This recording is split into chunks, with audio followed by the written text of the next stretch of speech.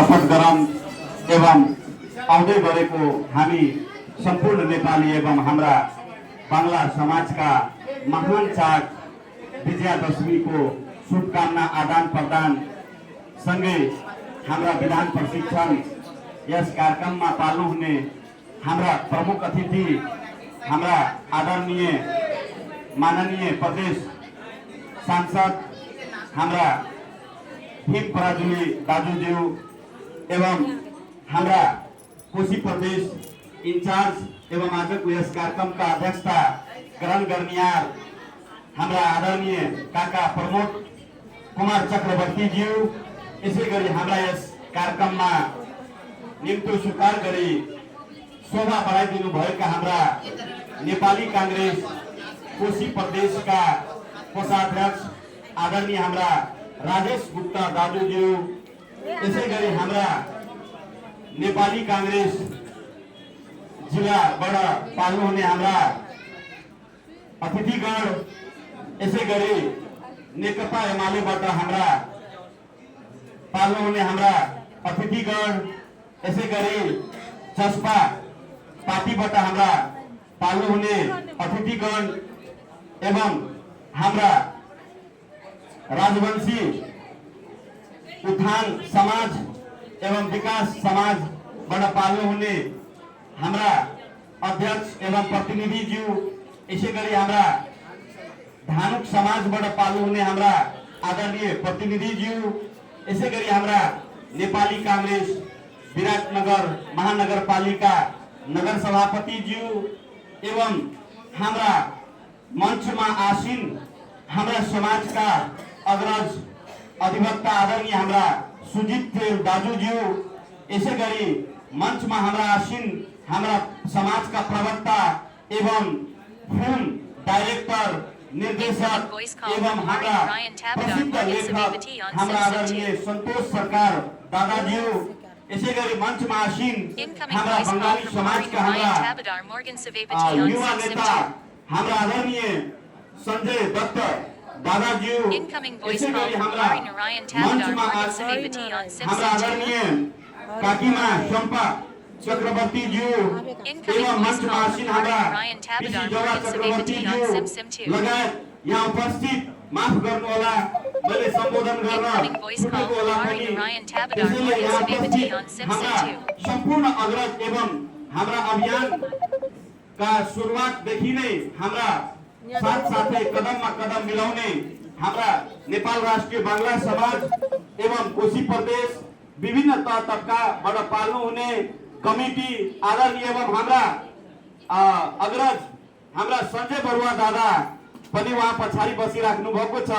उहाँको नाम मैले छुटाउनै भएन किनभने उहाँ पनि हाम्रा मिसनमा एकदम काँधमा काँध मिलाएर उहाँ सदैव हाम्रो समाजप्रति हुनुहुन्छ। यसै गरी विभिन्न हाम्रा कोशी प्रदेशबाट पाल्नु हुने भद्रपुरदेखि लिएर गछिया सुन्दर हरैचा गछियादेखि लिएर हाम्रा कन्काईदेखि सुरंगादेखि लिएर लौथी प्रकाशपुर एवं यस कोशी प्रदेश अंतर्गत हाम्रा संपूर्ण स्वजाति समाज एवं शुभेच्छुक साथै यस कार्यक्रमलाई निम्तो स्वीकार गरी पाल्नु हुने हाम्रा पत्रकार महोदय एवं शुभेच्छुक सबैमा सर्वप्रथम म पार्थो सरकार नेपाल राष्ट्रिय बांग्ला समाज को तर्फबाट यहाँहरूलाई हार्दिक हार्दिक अभिनन्दन अभिनन्दन अभिनन्दन टक्राउन चाहन्छु।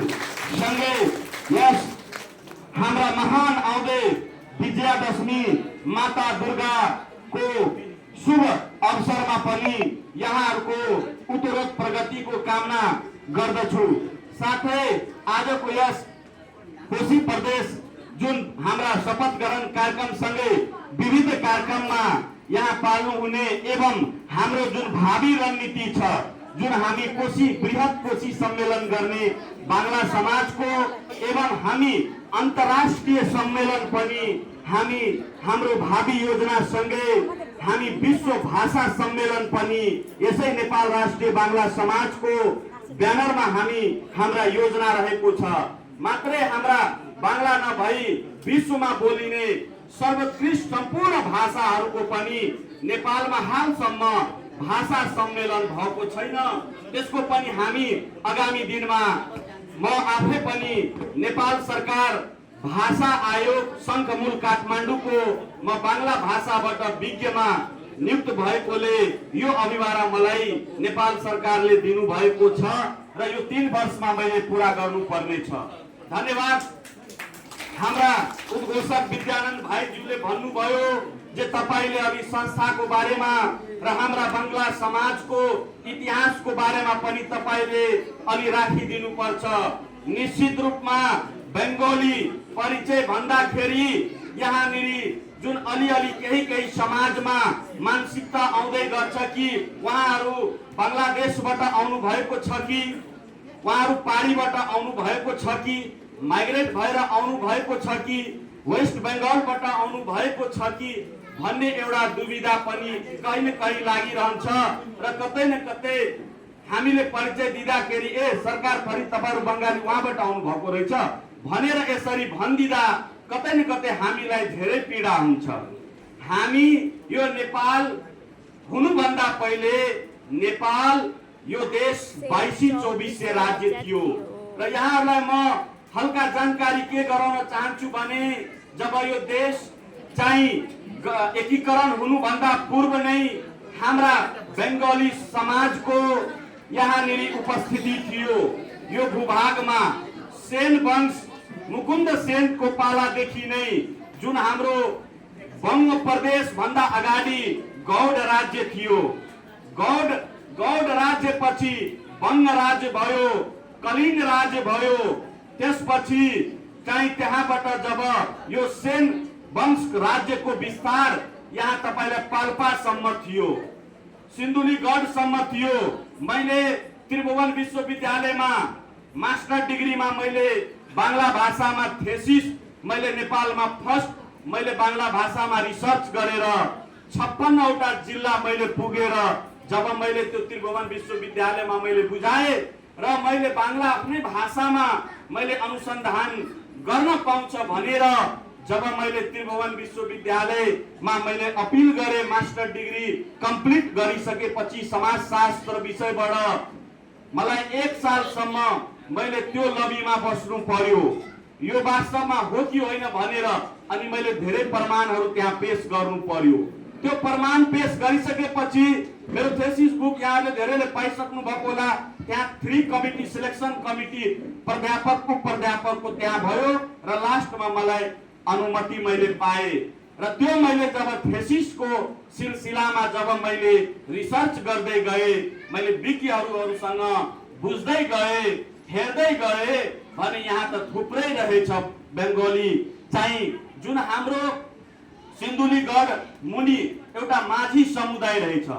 उनको भाषा पहिरन र बोलाइ पनि बांग्ला रहेछ। अहिले भर्खरै हाम्रा स्वजाति समाजकै भन्नुभयो हामी एकै हौं राजवंशीबाट हाम्रा आदरणीय दाइले राख्नु भएको थियो।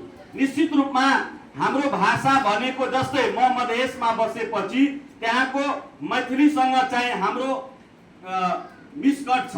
त्यसैगरी प्रत्येक चाहिँ भौगोलिक अनुसार उच्चारणमा फरक हुन सक्छ। बांग्ला भाषा राजवंशीले प्रोनाउन्सिएसन गर्ने बांग्लामा फरक हुन सक्छ, मधेसमा बस्ने प्रोनाउन्सिएसन फरक हुन सक्छ, काठमाडौँमा बस्ने बांग्ला समुदायको प्रोनाउन्सिएसनमा फरक हुन सक्छ। तर हाम्रो कमन ल्याङ्ग्वेज नै बांग्ला ल्याङ्ग्वेज हो भनेर मैले जब रिसर्च गर्दै गए र हाम्रो यही सुनसरीको बसन्तपुरमा चाहिँ बांग्ला प्राथमिक विद्यालय भनेर पनि मैले भेटाए। त्यो भनेको हाम्रो सेन डायग्नोस्टिक कालदेखिकै रहेको छ र त्यो भवनहरू जीर्ण भइसकेको छ। गढीको तल चाहिँ माझी समुदायले मैले सोध्दा तपाई यो कुन भाषा बोल्दै हुनुहुन्छ त थाहा छैन, किनभने भित्री पहाडमा र हाम्रो तराईसँग नै कनेक्सन यातायातले गर्दा धेरै वर्षसम्म त्यो ट्रान्समिसन कनेक्सन चाहिँ अवरोध रह्यो। नेपाल भित्रै हाम्रो त झन् हाम्रो जुन नाकासम्म त झन् पहुँच नै उहाँहरूको हुन सकेन। उहाँहरूले भन्नुभयो हामी त माझी भाषा बोल्छौँ, तर हामीले रिसर्च गर्दै जाँदा उहाँहरूको हातमा साका पोला हेरे, उहाँहरूको पहिरन पनि जुन हाम्रो बांग्ला कल्चरको साडी लगाएको कल्चर हेरे, हामीहरूको घरभित्र पूजापाठ केही अंशहरू मैले त्यहाँ भेटाएँ र रिसर्च गर्दा गर्दै त्यो मेरो थेसिस बुकमा रहेको छ जो उहाँहरू पनि वास्तविक भनेको त्यो लोप हुँदै गयो। किनभने हाम्रो अघि यहाँभन्दा वक्ताजीले भन्नुभएको थियो कुनै समाजलाई समाप्त गर्नु छ भने त्यसको संस्कृति र भाषालाई पहिला वार गरिदिनुस्, त्यो बिस्तारै बिस्तारै आफै समाप्त भइहाल्छ भनेर। र त्यसपछि जुन हाम्रो त्यहाँनिर हामीले अवशेष पाए, यसै गरी हाम्रो चाहिँ हरप्रसाद शास्त्री जुन हाम्रो विद्वान ज्यूले जुन हाम्रो भाषाको उन्नयन उत्पत्त जुन हामी चरेपद, यो चाहिँ हाम्रो जतिखेर भारतमा जतिखेर मुगल साम्राज्यहरूको वार भएको थियो त्यतिखेर बाङ्ला बौद्ध भिक्षुहरूले चाहिँ त्यो सेन वंशका केही विज्ञ चाहिँ व्यक्तिहरूले चाहिँ त्यतिखेर जुन गोपाल वंश थियो हाम्रो काठमाडौँ उपत्यका त्यहाँसम्म पुग्न धेरै गाह्रो थियो र त्यो हाम्रो मूल धरोहर, किनभने अधिकांश बंगाली समुदायको ब्लडमा चाहिँ सनातनको रक्त बहिरहेको छ। चाहिँ स्वामी विवेकानन्ददेखि लिएर चैतन्य प्रभुपाददेखि लिएर ठाकुर अनुकूल चन्द्रदेखि लिएर चाहे यस्ता हजारौं रविन्द्रनाथ टैगोरदेखि लिएर यस्ता हजारौं साहित्यदेखि लिएर धार्मिक योद्धादेखि लिएर सांस्कृतिक योद्धादेखि लिएर र वर्ल्डमा चाहिँ साइन्टिस्टको गणना गर्नुहुन्छ भने त्यसमा पनि बंगाली कम्युनिटीको अधिकांश रहेको छ। मैले भन्दै के भन्न चाहे मैले हाम्रो चर्यपद जो हाम्रो उन्नयन हाम्रो कल्चरको हाम्रो साहित्यको त्यो अहिले पनि शाही संग्रहालयमा छ, अहिले पनि त्यो शाही संग्रहालयमा छ। र मैले यो जब चर्यपदको बारेमा मैले आफ्नो थेसिसमा ल्याएर कलकत्तामा जुन हाम्रो भारतमा जुन बाङ्ला सम्मेलन भएको थियो नेपालबाट म त्यहाँ पार्टिसिपेट हुँदा उहाँहरूले जब हेर्नुभयो उहाँहरूले गर्वले सबै जुरुक्क उठ्नुभयो जे हाम्रो मुटु भनेको काठमाडौँमा रहेको छ। यो सारा पृथ्वीमा जुन संख्याको हिसाबमा 7औं स्थानमा बाङ्ला र भाषामा 3rd स्थानमा आउने स्विफ्ट ल्याङ्ग्वेजको रूपमा त्यसको हट भनेको यहाँ काठमाडौँमा रहेको छ। चर्यपद भनेको काठमाडौँमा रहेको छ। तपाईहरू सक्षम बन्नुस्। हामी विश्वबाट प्रत्येक चाहे हाम्रो मात्रै बंगाली कम्युनिटी यदि टुरिस्टको हिसाबमा नेपाल आयो भने निश्चित रूपमा इकोनोमिकल हिसाबले पनि अर्थतन्त्रमा हामी हाम्रा देशलाई प्रभाव पार्न सक्छौं। आर्थिक रूपमा पनि हाम्रो समृद्धि हुने एउटा वातावरण त्यो मञ्चमा उठेको थियो, यहाँ म राख्न चाहे।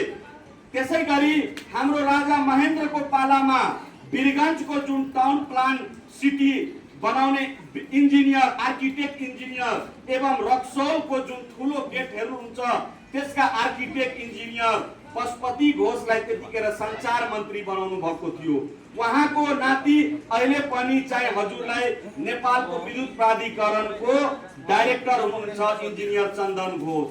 यसै गरी हाम्रा जुन हामी विश्वमा हामी गर्व गर्छौं, हामी विश्वमा भन्दै गर्छौं जे हाम्रो भनेको सगरमाथा माउन्ट एभरेस्ट जुन हामी गर्वले गर्छौं विश्वलाई सबभन्दा अग्लो वर्ल्ड को लार्जेस्ट भनेर 8840 जुन त्यो नेपालको हिमालय हो भनेर गर्व गर्छौं। यसको मेजरमेन्ट पनि मापन पनि वर्ल्ड जियोमेट्रिक साइन्टिस्ट त्यो मापन गर्ने पनि बंगाली नै रहेको छ। त्यसै गरी नेपालमा यही मोरङ अस्पतालको फर्स्ट हजुरलाई लेडी डाक्टर हाम्रा शान्ति ब्यानर्जी जुन हाम्रा डाक्टर ताप्सी मजुमदार भट्टाचार्य जुन उहाँले त्रिभुवन विश्वविद्यालयको इंग्लिश टिचरबाट रिटायर सह प्राध्यापक हुनुहुन्छ। उहाँकै वंशज यो सप्तकोशीको प्रथम लेडी डाक्टर हुनुहुन्थ्यो। उहाँको चाहिँ वंशज बुवा पनि डाक्टर हुनुहुन्थ्यो। यसै गरी चाहिँ हाम्रा नेपालमा चाहिँ वीर अस्पतालको फर्स्ट मेडिकल सुप्रिटेन्डेन्ट सर्जिकल डाक्टर देखि लिएर चाहिँ यस्ता धेरै इतिहास छन् त्यसै गरी हाम्रा यस नेपालको भूमिमा चाहिँ हामीलाई कतै न कतै आएर अहिले हाम्रो इतिहास भेटिरहेको थिएन र हामीलाई कतै न कतै पीडा लागिरहेको थियो जे हामी पनि त भूमिपुत्र नै हौं, हामी नेपालको भूमिपुत्र हौं। नेपालको सम्पूर्ण दुख कष्ट भनेको हाम्रो कष्ट हो। यो नेपाललाई हामी कसरी समृद्ध बनाउने, जसरी हाम्रो यसभन्दा अघिका वक्ताले भन्नुभयो सम्पूर्ण जात जाति भाषा भाषी जब एक भएर अगाडि बढिन्छ तब मात्रै समाज गाउँ टोल र राष्ट्रको निर्माण हुन्छ, समृद्धि हुन सक्छ। यसै गरी हामीले चाहिँ हाम्रा पूर्वजहरूको हजारौं इतिहास यो भूमिमा पाल वंशदेखि लिएर सेन वंशदेखि लिएर यहाँनिर इतिहास रहेको अवस्था छ र आज यही इतिहासलाई कोर्दै हामीले संरक्षण गर्दै हामीले चाहिँ 2080 सालमा नेपाल राष्ट्रिय बांग्ला समाजलाई विधिवत काठमाडौँमा सङ्घर्ष गरेर सेन्ट्रल कमिटी हाम्रो जिल्ला प्रशासन कार्यालयमा दर्ता हुन पुग्यो र त्यहाँ पछि चाहिँ हामीले देशमै मेचीदेखि लिएर महाकालीसम्म हाम्रो संगठन विस्तार भइरहेको छ। म आज यस ड्यासबाट म मञ्चासीन हाम्रा अग्रज अतिथिगणज्यूहरूलाई हामी के भन्न चाहन्छु भने कुनै पनि समाजको मुक्तिको लागि आफैले सङ्घर्ष गरेर हुँदैन। हाम्रो समाजको मुक्तिको लागि, हाम्रो समाजको पहिचानको लागि, हाम्रो समाजको बालबच्चाको अधिकारको लागि, हाम्रो समाजको सरकारी जागिरमा आरक्षणको लागि हाम्रा यहाँ अन्य समाजका जुन विशिष्ट व्यक्तिहरू हुनुहुन्छ, मान्य गर्ने व्यक्तिगण हुनुहुन्छ, उहाँहरूको सहयोग माया सत्कार जबसम्म हामीले भेटिँदैन तबसम्म हामीले पाउनु गाह्रो हुन्छ।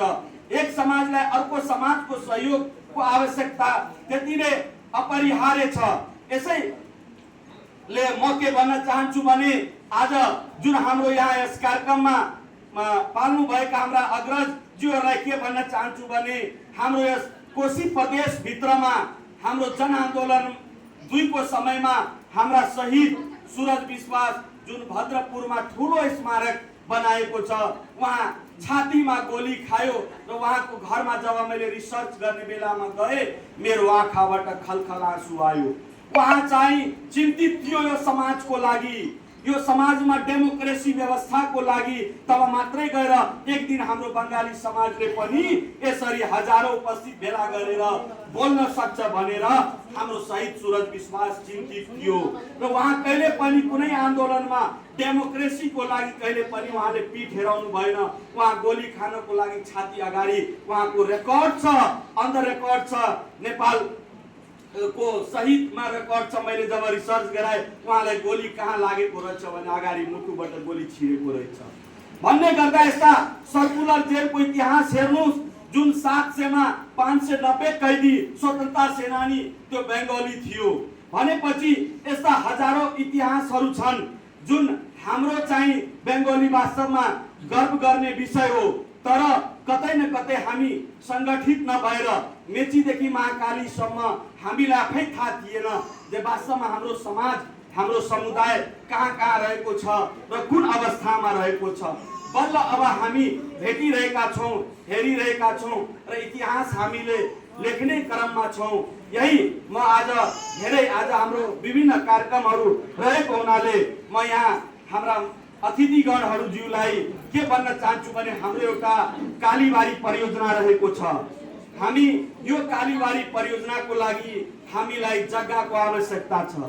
यहाँनिर यदि विराटनगर महानगरपालिकामा हामीलाई जग्गा यदि उपलब्ध भयो भने हामीले यसलाई कालीबारी परियोजना विराटनगरबाट देशकै राजधानीको रूपमा स्थापना गरेर, किनभने नेपालको 7 प्रदेश भन्दा कोशी प्रदेशमा सबभन्दा बढी बंगाली समुदायको उपस्थिति रहेको यो प्रदेश हो। हाम्रो 5.5 लाखमा 3.5 लाख जति यो कोशी प्रदेशमै हाम्रो सहभागिता रहेको छ। यसैले यदि यहाँ हामीले सेन्ट्रल बनाउन सक्यौं भने यहाँ यो कालीबारी परियोजनामा चाहिँ हामीले एउटा संगठित हुने अवस्था यदि तयार गर्न सके भने हाम्रो समाजलाई अगाडि बढ्ने एउटा खुट्किलो हुन्छ। यसैले म के भन्न चाहन्छु भने हामीलाई जग्गाको आवश्यकता छ, यसमा हामी खोजी नीति गरिरहेका छौँ। हाम्रो आज महानगरपालिका का कुनै कारणवश उपस्थित हुन सक्नु भएन। अस्ट्रेलियाको यात्राले गर्दा चाहिँ हामीले राखेको थिए चाहिँ हामीलाई एउटा जग्गाको उपलब्ध होस् र यसै गरी जुन हाम्रो कोशी प्रदेशमा हामीले पाइलटको रूपमा हेराउन यहाँका जुन हाम्रो अहिले माननीय हाम्रो प्रमुख अतिथिज्यू हुनुहुन्छ हाम्रो आदरणीय भीम पराजुलीज्यू लगायत यहाँ हाम्रा सम्पूर्ण राजनीतिक दलका अमुक व्यक्तिज्यू हुनुहुन्छ, उहाँहरूसँग एउटा हाम्रो मात्र दुई हात जोडेर निम्ति के छ भने यो कोशी प्रदेशबाट हामीले सातै प्रदेशलाई एउटा नजिरको रूपमा के दिउँ भने हाम्रो आरक्षण हाम्रो यहाँ जुन प्रदेश स्तरीय जुन लोक सेवा आयोग छ, यो लोक सेवा आयोगमा जब प्रकाशन हुन्छ त्यो प्रकाशनमा बाङ्लाको आरक्षण नै देखिँदैन, अरू सम्पूर्ण समुदायको रहन्छ। जुन हाम्रो बेङ्गली समुदाय भित्र धेरै हाम्रा युवाहरू युवतीहरू सर्टिफिकेट छ, राम्रो दक्ष एजुकेसन छ, तर लोक सेवामा गएपछि चाहिँ कम्पिटिसनमा त्यहाँ आइरहेको छैन। निश्चित रूपमा हाम्रो पवित्र हाम्रो ग्रन्थ हाम्रो पवित्र चाहे हामी संविधान 2072 मा समावेशिताको जुन छ त्यो समावेशिताको मेरुदण्ड रीडलाई चाहिँ पनि पूरा गर्नको लागि जबसम्म यो बाङ्ला समाजबाट चाहिँ त्यहाँ समावेशी प्रतिनिधित्व हुन सक्दैन तबसम्म चाहिँ समग्र रूपमा विकास असम्भव छ। त्यसैले मेरो एउटा निवेदन छ जे हामीले कोशी प्रदेशमा यदि यसरी हामीले राखेर हाम्रो अग्रजहरूको अगुवाईमै राखेर यदि हामीले त्यो सिनारी ल्याउन सके भने हाम्रो समाजको लागि एउटा नवीनतम उपहार स्वरूप हुनेछ र हाम्रा आउने जेनेरेसनको लागि पनि एउटा ठुलो एउटा ऐतिहासिक यात्रा सुरुवात हुनेछ भन्दै आजको यस कार्यक्रममा पुनः हाम्रो पाल्नु हुने हाम्रा प्रमुख अतिथिगण एवं यहाँ उपस्थित सम्पूर्ण निश्चित रूपमा यो कोशी प्रदेशको पहिलो यो कार्यक्रम रहेको छ र अब हामी सुरुवात भएका छौं र हाम्रो जुन अब आउने हाम्रो 10,000 टार्गेट छ। हामी आफ्नो झाँकी सहित गाजा बाजा सहित हामी कोशी सम्मेलन गर्न गइरहेका छौं। यसमा यहाँहरूको एकदम सहयोगको अपेक्षा छ, मायाको आवश्यकता छ। यहाँहरूले हामीले आशा लिएको छु यहाँहरूले पक्कै गरिदिनु हुनेछ भन्दै विश्वास लिँदै र पुनः माता दुर्गा भगवतीले सबैको कल्याण गरून् भन्दै म यहाँ आफ्नो दुई शब्द अन्त गर्दै बांग्ला আমাদের ভাষা, বাংলা আমাদের গর্ব, বাংলা আমাদের আশা। জয় বঙ্গ। সবাইকে নমস্কার। আপনারা সকলে ভালো থাকেন। নমস্কার।